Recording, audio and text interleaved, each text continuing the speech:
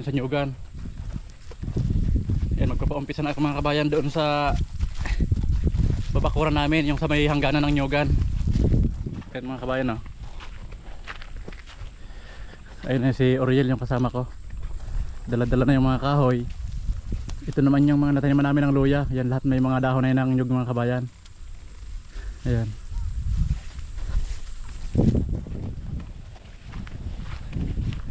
Yan, para pag natapos kami magbakod mga kabayan, makapag-umpisa na kami magtanim ng nyug. Boy! Dito mo boy yung kuan, kambing. Dito sa malinis. Dito mana mo. Dito, ubusin nila to. Hindi naman namimili yan.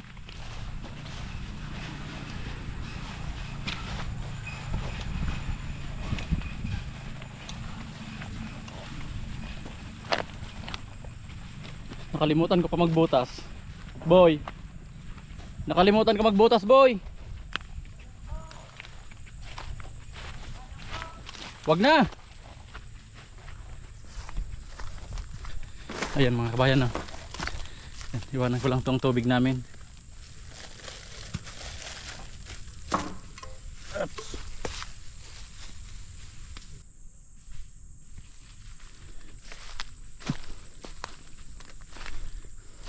Yan, ito mga kabayan yung tansi namin para madiretso namin yung bakod. Yan, pero ito yung, hindi ito yung hangganan ng lupa namin. Dito ko lang linagay kasi para walang tamaan mga kabayan, kasi pag dito sa gilid marami siyang tatamaan. Di ba galing dito sa tansi na to, sukat na lang kami sa papunta doon ng 3 meters mga kabayan. Ayan. Ito yung tutusok namin mga kabayan, mga nabubuhay itong kahoy. Pag itinusok ito mga kabayan, isang linggo pa lang may dahon na to. Yan, papakita ko sa inyo pag nagkadahon na yan. Yan. Yan, tapos dyan naman ipapako mga kabayan yung barbed wire. Yan. Tingnan natin dito kung wala siyang sinabitan.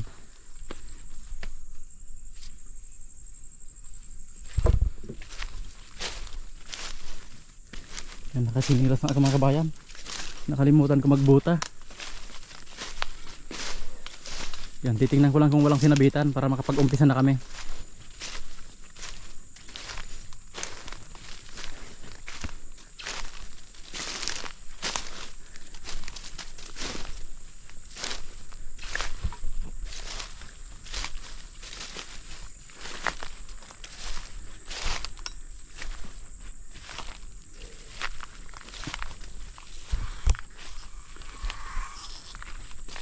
Yan, layo niya mga kabayan. Yan, dito mga kabayan yung pinakadulo ng nyuga namin. Ayan, ito yung tinanong ko rin mga kabayan yung sa kabila. Ito daw talaga yung muhon. Itong tinaniman nila ng madre cacao ni Papa. Ayan, kausap ko lang kanina. Kaya sabi ko, tatansian ko na lang ito papunta doon. Yun na ako yung pagtatagpuin ko sa kayong muhon doon, babakura ko. Sabi niya oo. Ayan mga kabayan, 3 meters ito. 3 meters din dun sa kabila. Para makabuelo itong kuwan. Makabuelo ito mga kabayan pagbabakura namin.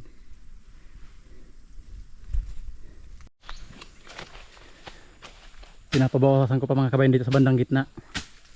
Kasi may sabit pa. Hindi pa tuwid yung tali mga kabayan, oh. Hindi pa tuwid yung tali. Tapos papasok pa kami dyan ng 3 meters. Kaya halos ako pa namin tong mga nyug na to dito sa gilid mga kabayan, oh. Yan ito. Pasok pa to sa nyugan namin, isang linya na yan, oh. Kung muhon to muhon ang pagbabasihan, dapat diretso ito. Pero ang alam ko hindi na kami dito ang gumukuha ng bunga nito. Pero sa ngayon pag nabakuran ko yan, hindi na yun sakop sa kanila mga kabayan. Kasi may muhon doon. Tapos may muhon doon, binatakan ko lang ng diretso. Ayan mga kabayan, oh, duro diretso yun, sabit pa ito.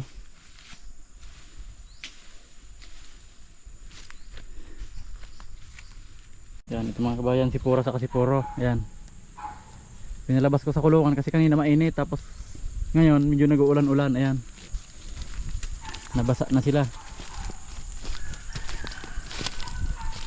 Yan, ngayon mga kabayan, nagpapaumpisa na ako magpatusok ng mga poste dyan ng bakod.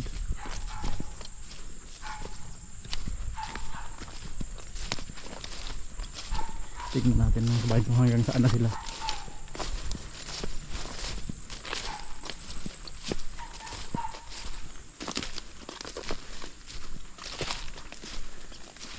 Ayan mga kabayan ah. Ito yung hangganan ng nyuga namin. Ayan yung isang poste. Papunta na yan doon. Ayan.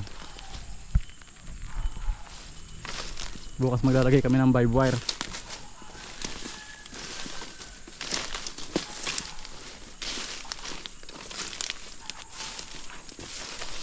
Ayan mga kabayan. Ito marami pang pantusok dito.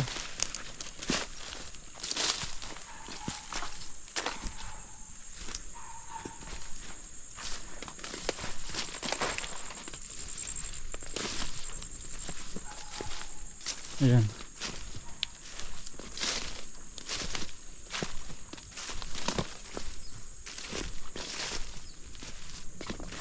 Ito yung guide namin mga kabayan oh.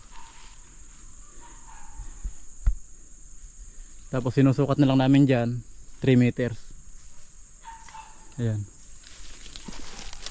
Andun na sila mga kabayan oh. Yung naglalagay nito.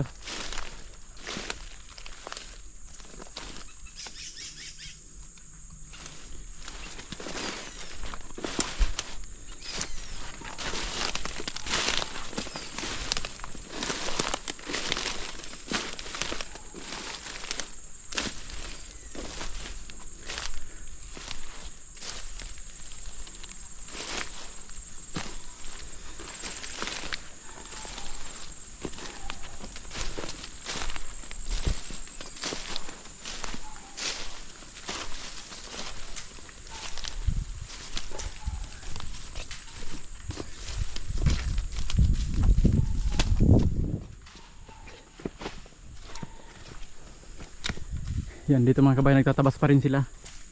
May mga hinagip ng binataka namin. Akala ko mga kabayan dito yung hangganan. Ito. Pero hindi pala. Kasi yung diniritso namin, saka pa pala yan namin. Kasi duro diretso yung kwan dito mga kabayan. Muhon to muhon, duro diretso. Ayan. Pero kinausap ko naman yung dyan sa kabila. Yan, yun daw talaga yung hangganan, yung dalawang nyug doon. Kaya sabi niya kung ano yung daanan ng tali, yun yung sa amin, yung dito. Pag nadiretso namin yung muhon doon, saka doon, okay naman sa kanya. Yan, katulad nito. Dati sila nagkukuha ng bunga nito. Ayan, alayo pa pala mga kabayan, no? Halos 2 metro pa. Yan, akala namin itong dalawang ito. Pero yung doon talaga sa dulo mga kabayan, siyempre magtatanim yung mga lolo namin. Sa gitna talaga yung muhon. Pero pagdating dito sa gitna, wala naman silang susundan, maraming kahoy. Tanim lang sila ng talim, kaya pwede silang magkamali dito sa bandang gitna. Pero sa dulo, hindi sila pwedeng magkamali. Kasi nandun mismo yung muhon. Nasusundan nila. Yan, kaya sabi sa akin, yung dalawang nyug sa pinakadulo na magkatabi, gitnain ko lang, i-connection ko na doon. I-connect ko na siya doon sa muhon doon, okay na yan. Yan, kinausap ko kanina mga kabay, pinuntahan ko doon sa kanila. Pauwi na kami mga kabayan. Kaya ipapasok ko na to si Puro sa si Pura mga kabayan, no? Parang buntis talaga mga kabayan si Pura. Ang laki ng tiyan, no? Ayan, no? Malalaman na lang natin to pag nanganak mga kabayan. Kasi hindi ko alam kung paano tingnan yung kambing kung buntis. Pero kung titingnan mo siya sa laki ng tiyan, parang buntis talaga. Ayan.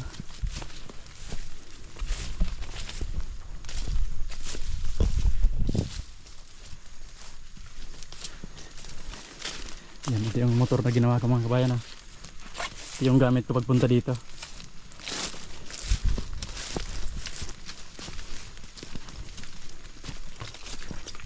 Tingnan ko nga sila mga kabayan kung kusa silang papasok dito pag nakita na nila yung hagdan.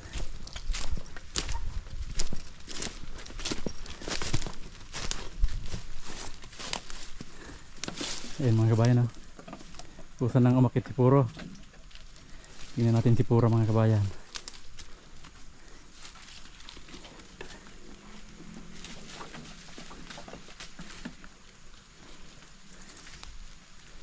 Ang laki na lang dyan ni Pura. Kumakain pa ng mga tuyong damo.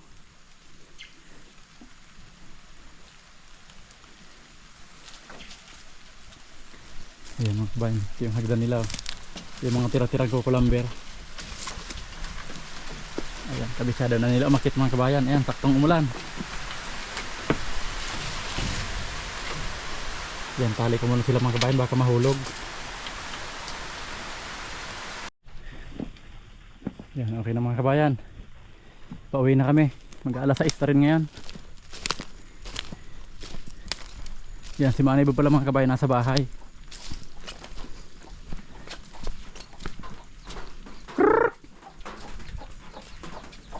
Ito yung manok namin mga kabayan. Oh.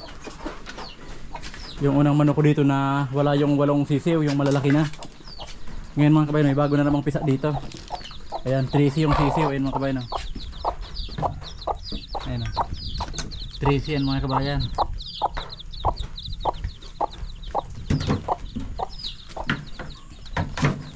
Yan, tara boy, uwi na tayo. Wait lang. The next day. Yan, naglalatag na kami ng vibe wire mga kabayan. Ayan. Ang ilalagay ko dito mga kabayan, dalawa lang. Hindi lang makapasok yung kalabaw. Ayan. 40 cm lang yung pagitan. Yan. Yan, ganyan lang mga kabayan. Oh. Hindi na makakatawid ang kalabaw dyan. Kahit malaking kalabaw.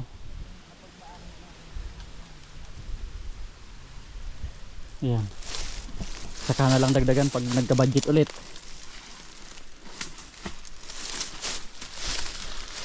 Yan.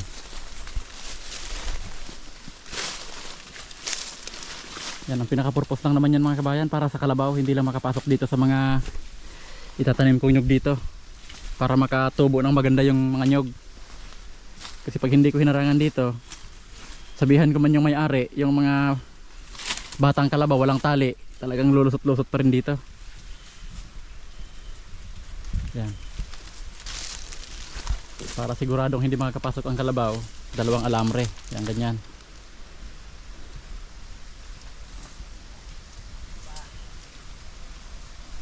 Malayo ito mga kabay, itong side na to 209 meters ito. Itong diretsuhan lang na to, muhon to muhon. Yan, di ba lang kailangan dito mga kabay sa side na to, 4 na rolyo na 100 meters yung haba. Yan, magdudugtong na lang.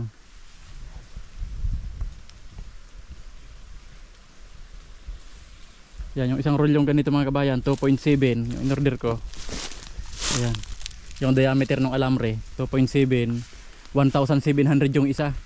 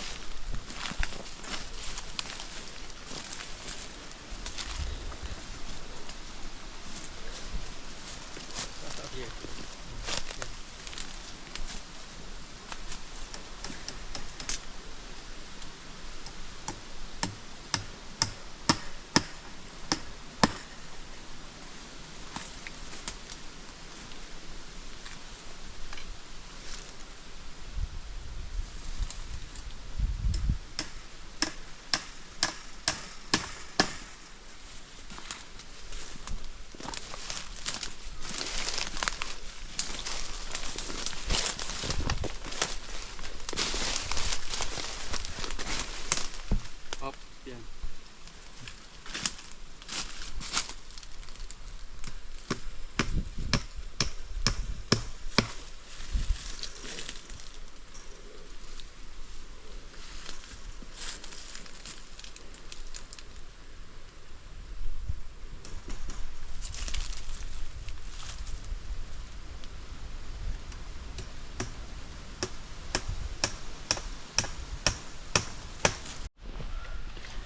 Yan, okay na mga kabayan.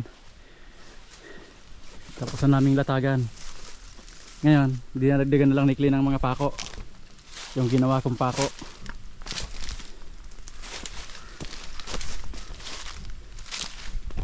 mga kabayan. Hindi na makakapasok dyan yung kalabaw.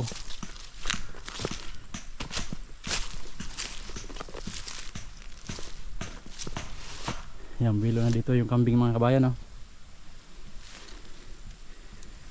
Yan ngayon, dahil maaga pa naman, yung katulong ko dyan dahil wala ng kahoy, bukas na siya kukuha ng kahoy papunta doon. Magtatabas daw muna siya doon. Yan yung karugtong dito mga kabayan, para mabuwas-buwasan na ito. Kasi halos kuwan pa naman mga kabayan, 2 oras pa. Yan, 2 oras siya makakapagtabas kasi alanganin akong kukuha na siya ngayon ng kahoy. Bukas na lang daw ng umaga.